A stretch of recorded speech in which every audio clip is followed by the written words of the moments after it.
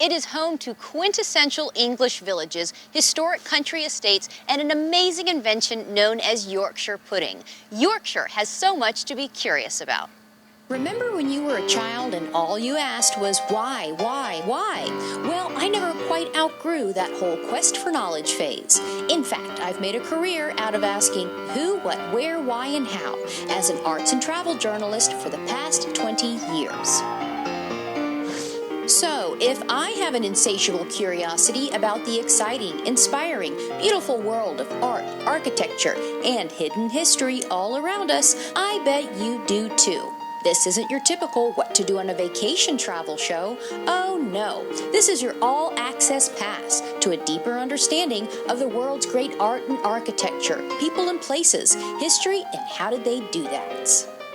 So, come along on our educational journey, our field trip for grown-ups who have never quite grown up, and learn on Curious Traveler.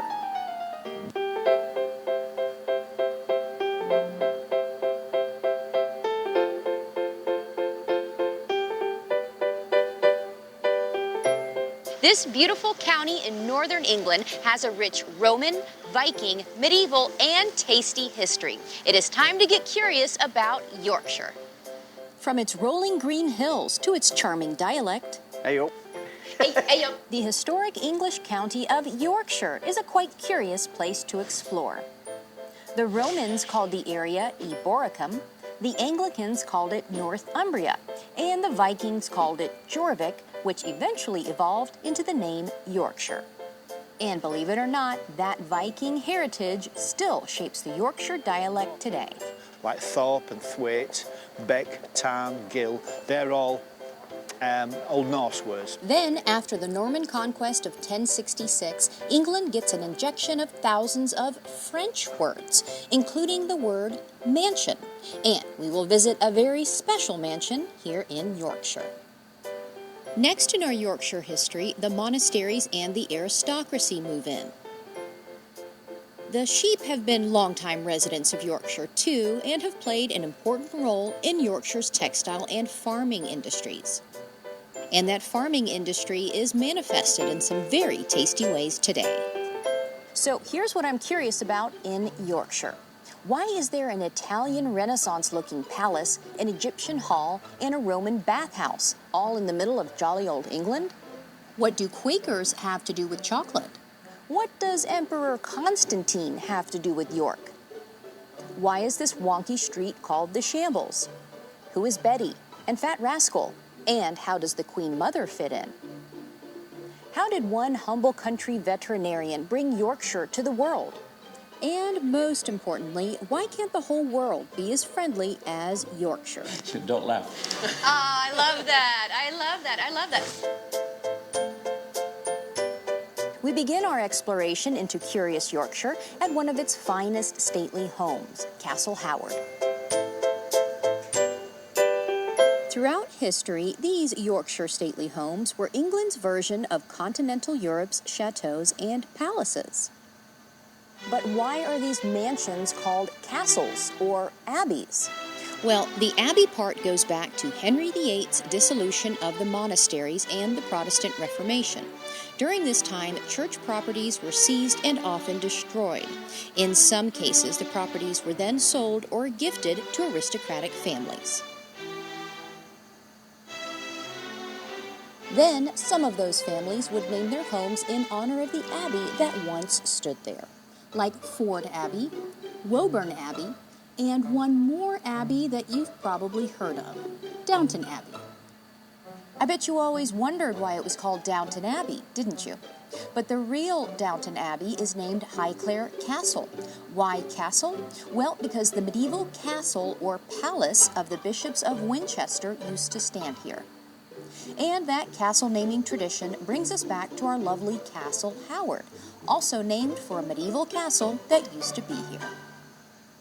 With more than 300 rooms and set on 1,000 acres of parkland, Castle Howard was built in the 18th century for the 3rd Earl of Carlisle, and today it remains one of England's finest historic homes.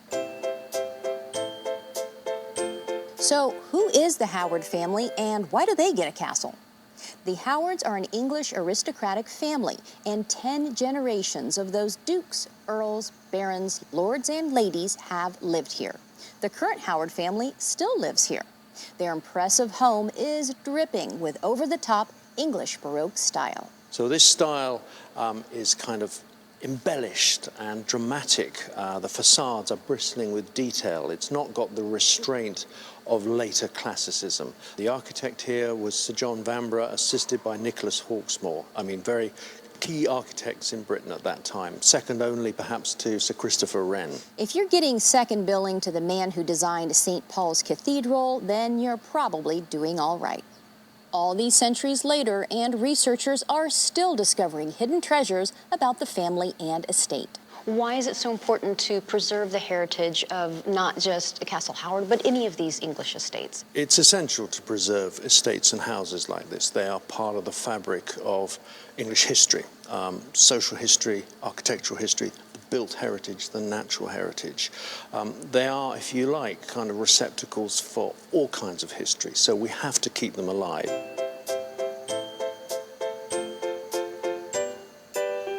From the Howardian hills of Yorkshire to the historic walled city of York. Next we see a towering minster and a little rascal. The beautiful town of York was founded in 71 AD by the Romans. And believe it or not, this sturdy city wall that I'm standing on actually still has remnants of that Roman past. Most of the wall, of course, has been built up over the centuries, including a crucial period in the Middle Ages. And it was in the Middle Ages that we get the gift of York, the largest Gothic cathedral north of the Alps. York Minster is the seat of the Archbishop of York, and it is big, super big. It towers over its surrounding town. In fact, the Leaning Tower of Pisa could fit right inside its central tower. So why such an extremely large church here in York? How did that come to be? Because of Archbishop Walter de Grey decided, as the richest man in the country, he was going to build and expand on the existing church and make it the biggest church in the country. York Minster's most inspirational feature is its famous east window. It is the size of a tennis court, with 311 panels depicting the stories of Genesis through Revelation. More than half of England's entire collection of medieval stained glass is right here in York Minster. And York Minster is ever growing, with many additions over the centuries. But you know how home improvements can go. Mistakes have been made, so people have calculated from the west door to the east window is about 3 feet of difference. How dare they? How dare they not get that figured out? But it is a nice quirk. It is. It's a nice little quirk. Nice little quirk. But this isn't the first minster or church on this site. It is at least the third. The first possibly dates back to 627. And the history of this sacred spot goes back even further. But beneath our feet is something different altogether. Beneath our feet, we found in 1967, we found the Roman fortress. We knew it was here somewhere, and that's when the title we give it was the Great Dig. And that Great Dig dug up the history of Constantine the Great. It was here that Constantine was proclaimed emperor, the first Christian emperor of the Roman Empire, which is why you'll see his statue outside of York Minster today. Next, we explore the cobbly streets just outside York Minster and arrive at the historic York Assembly Rooms, one of the earliest neoclassical buildings in all of England. York was the centre for the whole of the north of England, east, west and north. And the social elite would do their schmoozing right here at the York Assembly Rooms. The outside looks like a Greek temple and the inside like an Egyptian hall. But most curious of all is how the upper class spent their time here. That perfect day would start with a good murder trial down at the assize courts. And again, all Georgia and everybody would be outside, hanging, flogging. And then everybody would walk down to the Knavesmire, which is where the racecourse is. They would see a good hanging, lots of nasty people would be hung. Everybody would love it. Everybody's bloodthirsty. People selling stalls and everything. And then like a sporting event. Oh yes, like a sporting event. Oh, excellent. So just so I get this straight, 1730 onwards, the perfect day here in York was a nice murder trial in the morning. followed by a nice hanging with some refreshments. Yeah. What else can you say but wow? And what better way to wrap up that creepy perfect day in York? With a dance here at the assembly rooms, of course. And what type of dancing would they do in here? It would have been organised group dances Yeah. where somebody would call it, and then it would be nothing energetic, but it would be gliding up and down. Because with their dresses, that's about as energetic as you want it to be. Yep. And everybody's got bodices on and everything. And the gentlemen could go to the toilet, the ladies couldn't. There was no provision for that. Absolutely none. That's why they all fainted and didn't live that long. Such injustice, such injustice. See, the hanging didn't offend me as much as the not having the ladies' restroom. Yes. That's the That's how it worst. was in those days. But charming ladies' room traditions aside, York's real charm comes from its darling little shops and streets, like this one. There is an incredible little street that runs through the heart of York that has retained its original medieval buildings. And the higher up you go in these buildings, the more it looks like it's about to fall into the middle of the stoned street. Now, the name of this street is the Shambles, for a very curious reason.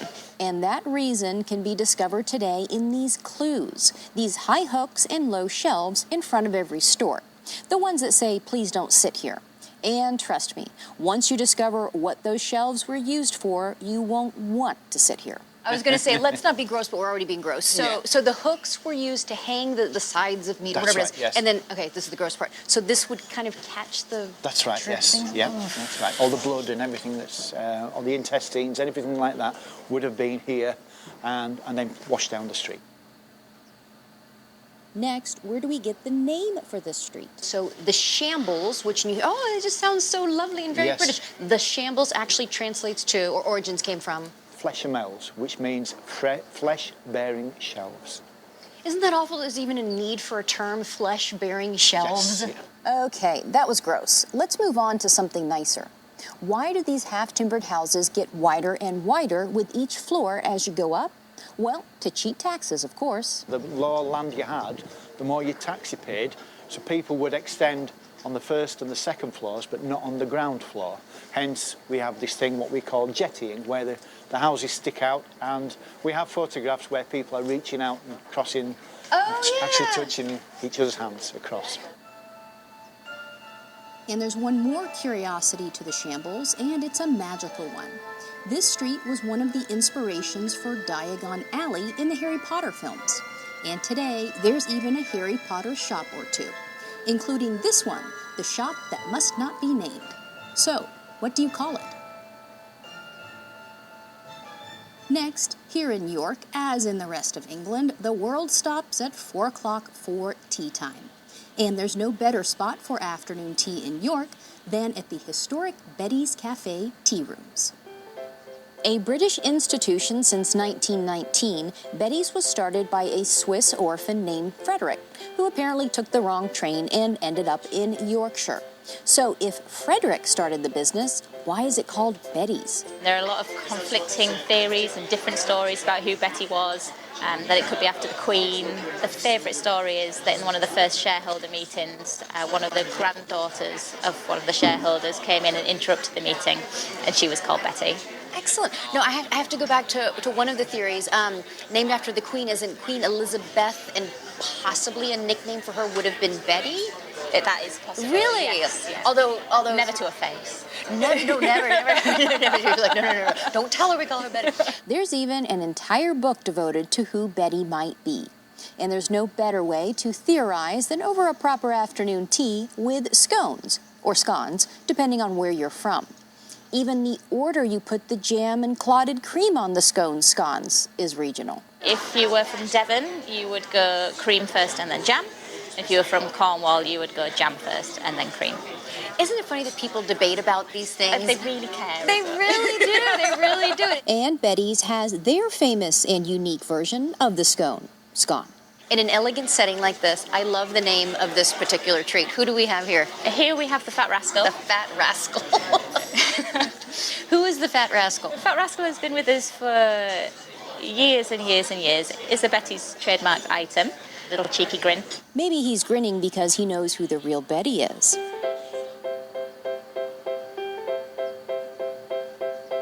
Next, the tasty history of York continues with the industry that built it. While other towns came to be because of gold, coal, or cars, York took a much tastier route: chocolate. So the story of chocolate in York really begins in the 1720s with a woman called Mary Tuke. She wasn't a confectioner, she had nothing to do with chocolate, but one of the products she sold was cocoa. Now she established herself as an independent woman trading in the city of York, and it became really, really big business. Not only was Mary Tuke a savvy businesswoman, she was also a Quaker, which is important because York's chocolate industry is all thanks to those Quakers.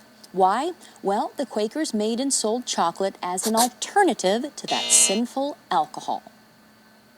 Also important, Quakers were somewhat excluded from the rest of society, so they helped other Quaker families, like the Rowntrees. Well, the Rowntrees were grocers here in York, and Henry Isaac Rowntree is the one that bought the Tuke business in 1862.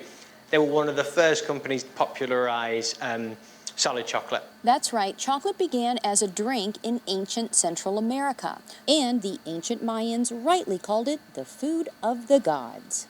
It didn't really become a solid candy until the 19th century here in England, and then the York chocolate industry was born. It became the largest employer in the city of York. Companies like the Rowntrees and the Terrys provided employment, they helped people with their housing, there were villages built, there were hospitals built.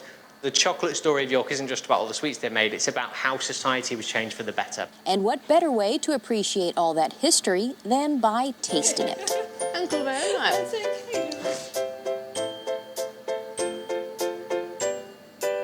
Next, our Yorkshire foodie history continues with a short trip outside of York to the gorgeous Yorkshire countryside in the town of Malton.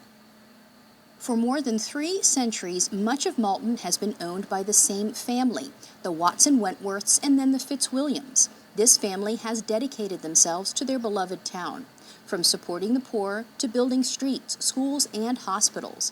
And that tradition of being Malton's caretakers continues with this generation in a rather tasty way. To your health. Thank you. Malton has become the food capital of Yorkshire because everything from produce to dairy to cattle has been grown, grazed, milked, or baked right here for centuries. And leading the way in Malton's foodie movement is Tom Naylor Leland, a descendant of that Malton Fitzwilliam family. He is passionate about all things Malton, all things foodie, even the simplest of traditional Yorkshire foods. Okay, Yorkshire pudding is the most famous Yorkshire, which is a batter which is then usually cooked in beef dripping. It very much plays to the Yorkshire character, which is sensible with money. You don't want to be wasteful. Was it a peasant dish, like most Yes. really wonderful traditional Absolutely. dish? From a simple peasant dish to a new foodie capital, today there is so much more to explore and nibble here in Malton. And the best place to taste that history is in a unique Malton spot called Talbot Yard. In the 19th and 18th century, if you were travelling up here, the only way, well, one of the only ways to travel was in a coach and horses. At night, your coach would have come here. You would have had a couple of horses probably in here. Your coach would have been next door. Now, these buildings have been restored, and we've got the coffee roastery, the butcher, the baker, the gelato maker. The gelato maker. Oh, that's pretty good. We have a new nursery rhyme. So now that we've seen the baker, let's go next door and meet the butcher. Now, did you grow up in Yorkshire? Yes, I did. I'm a definite 100% Yorkshireman. Paul the Happy Yorkshireman, with the best Yorkshire accent, does modern twists on classic British fare, like the Scotch egg. You've got your yolk and then the white of the egg, and then you go into the meat, which is just pure 90% pork. For the record, I'm vegetarian and had no intention of eating that Scotch egg, as lovely as it is. I just wanted to keep listening to Paul's even lovelier Yorkshire accent. And then, like I said, we par fry it, oven baked, and then it's ready for you to eat. There's all kinds of curious delights here. We even have tilapia, which apparently is a fish of the Faroes. But the oils and everything in there is so good for the health. It's really, really tasty fish. And then there's a few more specialty items that require a bit more explanation. What in the world is a boozy custard? Now then, the Boozy Custard is a local company up at Harpham near Driffield, and they supply milk to several places around here and cream for the ice cream next door. Did someone say ice cream? Well, from the butcher to the baker to the gelato maker we go. Groovy Moo is the Yorkshire twist on the classic Italian gelato, of course made with milk from Yorkshire dairies. It's so fresh, it's almost mooing.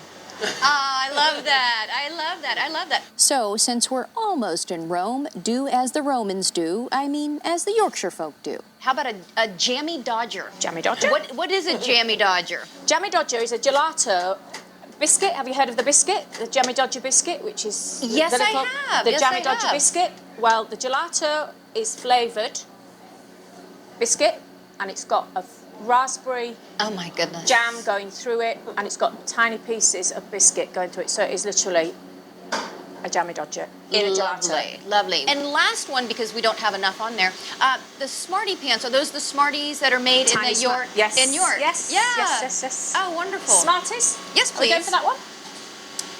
Is this the strangest concoction you've ever seen? This is the perfect concoction. I thought you might have had cotton candy, to be fair. Well, we'll have to add a tiny dollop of that Tiny too, dollop of because that on this the is enough top. to feed a small family. And there you go. Oh my goodness, a groovy moo. Tom's son of the strawberry. Okay, I think we're finally done eating for a while. So, time for our final Yorkshire town of Thirsk. One of Thirsk's most famous residents was the local veterinarian named Alf White. He lived and had his vet practice here at 23 Kirkgate. From the 1930s on, he treated the pets and farm animals of his beloved Yorkshire dales and moors. Now, his home is a museum called The World of James Herriot. Why? Well, because that vet is also one of Yorkshire's most treasured authors. Alf White's pen name was James Herriot. He wrote dozens of books about his adventures and misadventures of life as a country vet. I love them, and I read them and reread them, and I was saying there's such an innocence to them in his description of the characters and using the Yorkshire dialect and accent and things. It really paints a picture. He was a wonderful writer because he wrote about people. He didn't write about himself. He wrote about people, and his words were absolutely magic. One minute you could be laughing and the next minute you could be crying. He just had that way. My absolute favorite character throughout all the books, Tricky Woo. Who was Tricky Woo? Tricky Woo was a very favourite dog of Alf's, or James Herriot, and she used to send him presents at Christmas, and you know, the most fabulous basket. So yeah, quite a character. Herriot's books have sold more than 60 million copies, have been translated into more than 20 languages. There was even a movie and a TV series. All because of one humble vet, the world has experienced the charm of Yorkshire. He built a wonderful picture of Yorkshire and the dales and the moors and the people. Because, as I said at the start, he was always writing about the people and the animals, which he dearly loved also.